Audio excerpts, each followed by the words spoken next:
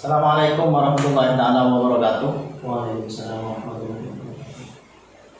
Sampai jumpa kembali di podcast MTS Miftahul Ulum 2. Kita hari yang berapa ini? Sudah banyak.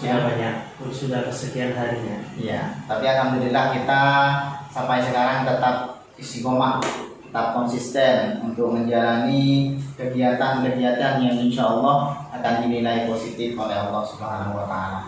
Apalagi sekarang di bulan puasa ini, bulan Ramadan. Nah, bulan Ramadan, semua pahala, semua pekerjaan yang bernilai pahala akan dilipat gandakan. Alhamdulillah.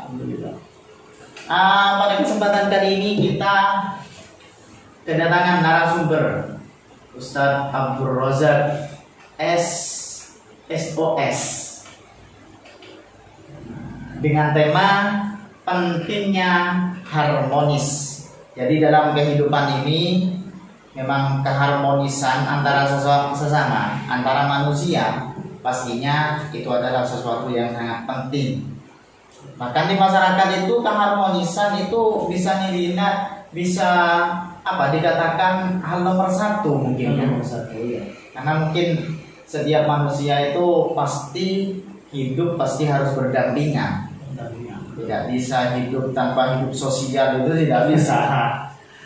Makanya pentingnya harmonis ini memang realitanya memang penting. Dan keharmonisan saya lihat Ustadz Rozak. Iya ya. Untuk kesempatan kali ini ya, keharmonisan itu sekarang itu sudah tidak seperti dulu. Iya ya. Keharmonisan itu mungkin kalau dulu itu orang lewat senyum, amit, itu apa ya rasanya itu. Nah, unggah-ungguh biasanya iya. dikenal dengan unggah-ungguh gitu. Normal gitu. Iya, monggo. Itu mungkin sudah biasa dulu. Tapi sekarang itu orang seperti itu kok kayaknya sulit. Kecuali mungkin di perdesaan masih agak banyak lah. Agak banyak. Itu pun kalau kenal, kalau tidak kenal biasanya enggak ya. Iya. Iya, Iya. betul Ustaz. Itu bagaimana ya? Soalnya kan begini Ustaz, keharmonisan itu kita di keluarga butuh keharmonisan. Iya, betul pastinya. Kita di tempat kerja kita juga butuh keharmonisan. Pastinya. Kita di lingkungan baik yang kita kenal ataupun yang tidak kita kenal, Iya. kita juga butuh yang namanya sebuah keharmonisan, hubungan yang baik antara kita dengan lawan kita. Oh iya. Ini keharmonisan ini tercipta ketika suatu perilaku kita Iya. perilaku kita atau ucapan kita itu mungkin bisa diterima di suatu tempat tersebut, baik itu di keluarga ataupun di tempat kerja atau di tempat yang lainnya. Nah, kalau sudah kelakuan kita itu sudah tidak diterima, otomatis timbullah yang namanya rasa tidak suka atau dengki kan seperti itu. Iya. Lantas bagaimana nanti terciptanya suatu yang harmonis itu kan seperti itu. Padahal harmonis itu harus dengan adanya suatu kerukunan ya. Nah, itu yang sangat penting Ustaz. Terkadang kita itu apalagi kalau yang namanya sudah bukan kepentingan pribadi kita. Iya. Nah, kalau mungkin dua, saya sama jenengan mungkin masih bisa.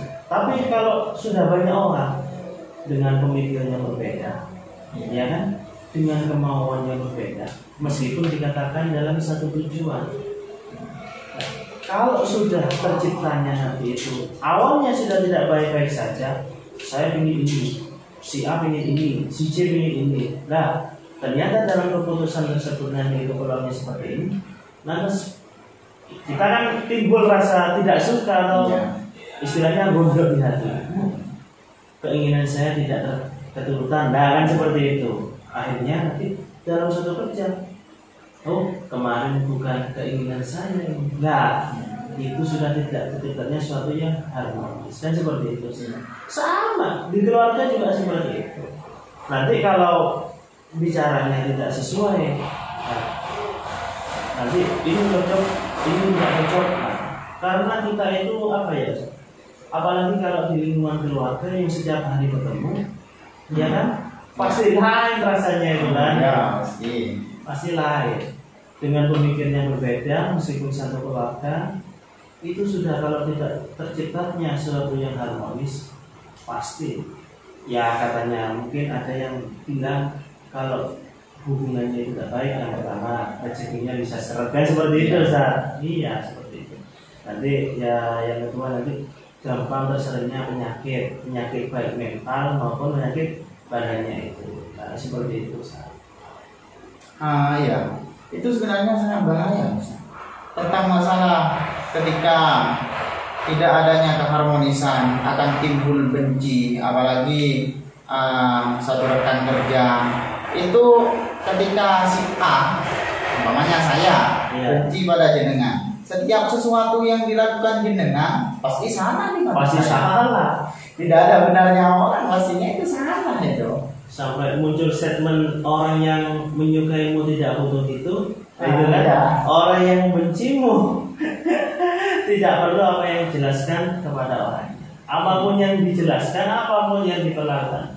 Kalau memang yang namanya benci, kan tetap benci. Nah, seperti itu. Meskipun itu adalah suatu pekerjaan yang baik, contohnya saya benci ke jenengan, terus jenengan itu bersedekah lah, berbagi-bagi takjil. Pikiran saya pasti seperti ini. Oh, itu ingin tian orang, itu ingin dilihat orang. Meskipun itu sebenarnya suatu pekerjaan yang baik, tapi terlihat buruk kalau pada di mata orang yang telah membencinya. Makanya harmonisan itu harus memang dengan adanya suatu kerukunan pastinya ya. Suatu kerukunan. Apalagi yang sangat bahaya Ustaz, kalau sudah kita itu timbul rasa tidak suka ke orang sampai ngajak orang yang lain, itu yang sangat bahaya Ustaz. Saya nggak suka ke jenengan, ada si A ini belum kenal jenengan, langsung saya hasut, jangan dekat-dekat sama itu, orangnya itu seperti itu ya. Padahal kenyataannya tidak seperti itu, karena saya ini terlanjur tidak suka jenengan. Nah, terlanjur hubungan kita sudah tidak baik-baik saja. Hanya nanti ini khawatir ini bahaya, nanti ini punya teman nanti ini gitu. Akhirnya saya ngajak orang, itu yang lebih bahaya lagi, Ustaz. Iya. Itu yang lebih bahaya lagi. Biasanya sampai terjadi bentrokan gitu ya. Iya. Memang awal mulanya dari itu tidak mungkin ya. Biasanya itu yang punya masalah itu langsung 10 orang. Biasanya kebanyakan itu memang kadang satu orang terus ngajak temannya, ya dihasut temannya, terus seperti itu, kamu juga dijelek-jelekin karena sering sama saya. Akhirnya benci, satunya benci, akhirnya ya itu terjadi seperti itu. Iya. Apalagi kalau sekarang bulan puasa ini ya, andaikan kita tetap masih tidak suka kepada orang sampai benci, bahkan tiap hari, mungkin bisa dikatakan tiap hari kita ghibah kepada orang yang tidak kita suka itu. Iya. Lah memang benar kan, kalau ghibah dan yang lainnya itu memfitnah, bukan syarat badannya puasa kan seperti itu Ustaz. Tapi kan kalau kita pikir-pikir lagi, ngapain kita puasa kalau tetap seperti itu? Iya. Memang hal seperti ghibah, apa itu ya, membicarakan orang di bulan puasa itu memang ya puasanya memang sah, namun ya gak dapat pahala. Tidak dapat pahala. Sia-sia kita menahan. Cuma menghilangkan kewajiban, tapi cuma nggak dapat pahala. Itu banyak biasanya di bulan Ramadan ini. Ya makanya di masyarakat itu kalau tidak ada kerjaan biasanya tiba di bulan puasa itu bahaya. Eman-eman pada puasanya. Eman-eman Ustaz. Kalau kita itu sudah terciptanya nanti itu sesuatu yang harmonis, yang awal mulanya berasal dari norma atau kerukunan, nanti kan enak. Meskipun kita bicara norma ini, meskipun norma itu di dalam suatu lingkungan itu beda-beda. Contohnya, kalau di rumah saya ini ya, Ada wanita yang pakai rok pendek gitu kan, nanti tidak berjilbab, terus rambutnya semiran, wah itu bicarakan itu, wah itu kok nggak gitu, anaknya itu seperti itu, gitu saja. Lain kalau di seperti Bali gitu kan ya, di Surabaya, kota metropolitan, Jakarta atau apa, pulang jam 1 malam, tidak ada apa-apa. Soalnya norma itu kadang menyesuaikan dengan lingkungan kita. Ya di sana memang hidup sendiri memang.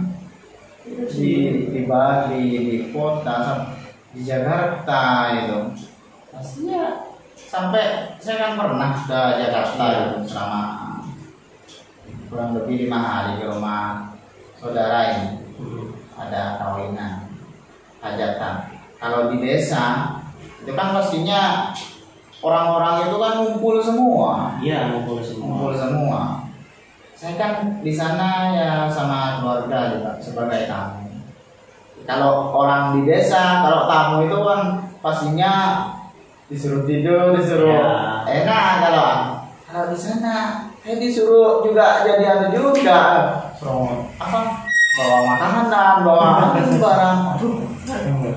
Ya memang di sana tidak ada orang itu sewa, pakai nyewa semua. Orang itu disewa semuanya. Catering berarti ya? Iya, tidak ada tetangga itu yang membantu gitu. Tidak ada memang. Ya harus dibayar. Kalau tetangga itu mau membantu, ya harus dibayar. Undang apa seperti yasinan itu, ya harus ada amplopnya. Tidak hanya cukup makanan, nggak datang orang itu. Bahkan itu cerita Ustaz siapa itu, ketika orang tuanya meninggal, anaknya meninggal, di depan rumahnya itu keluar. Oke, dia pakai mau masuk. Ada apa ini?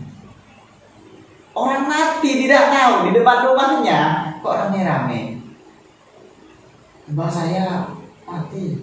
Oh, terus langsung berangkat.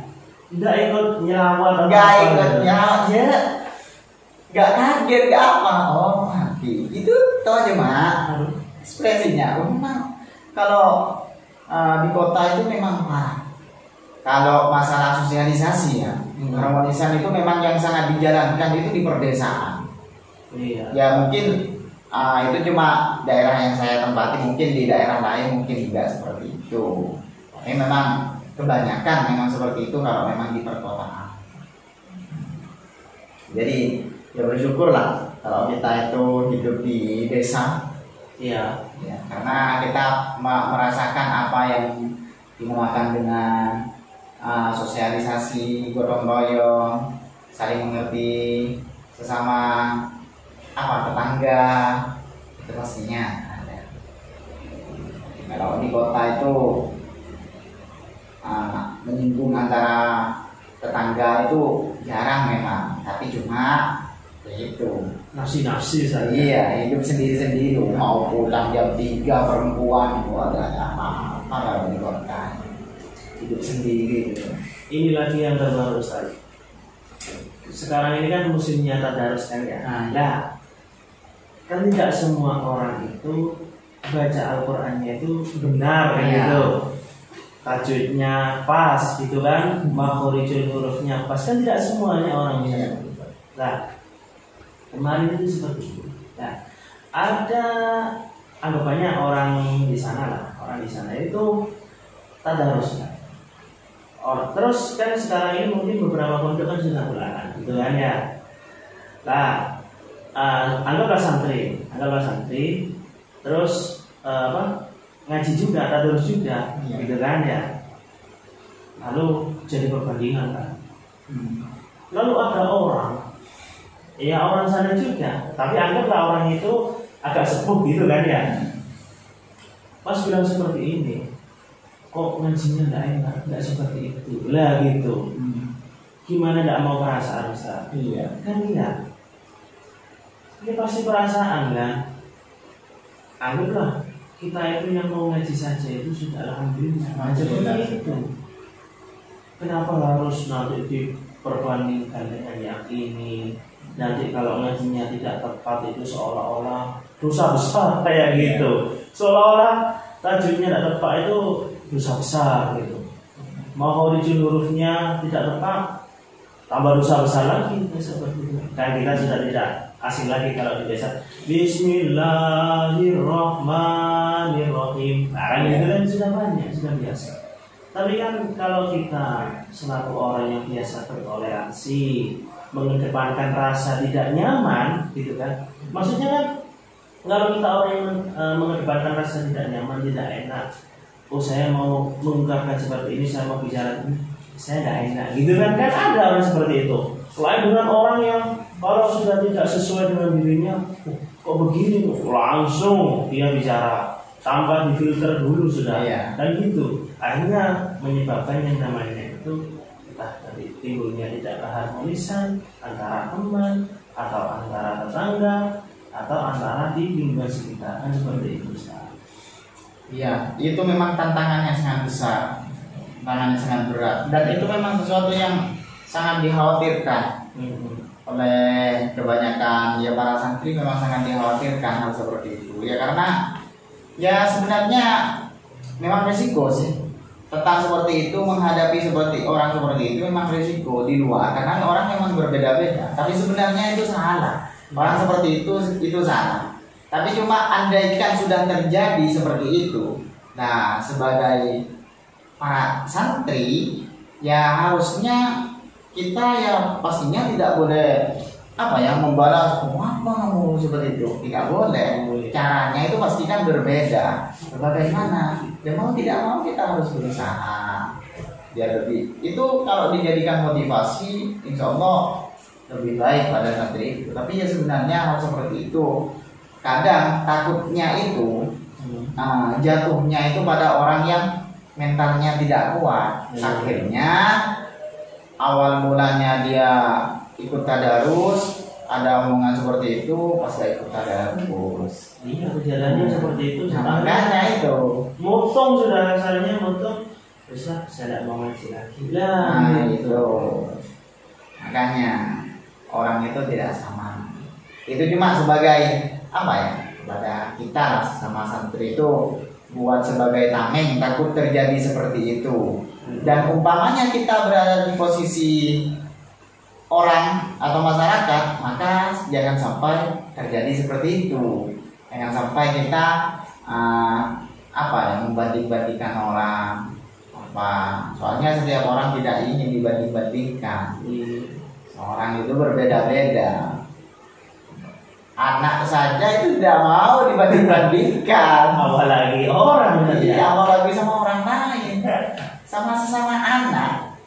Orang tuanya yang bilang saja itu tidak mau dibanding-bandingkan, karena memang setiap orang itu memiliki kelebihan dan pastinya memiliki kekurangan.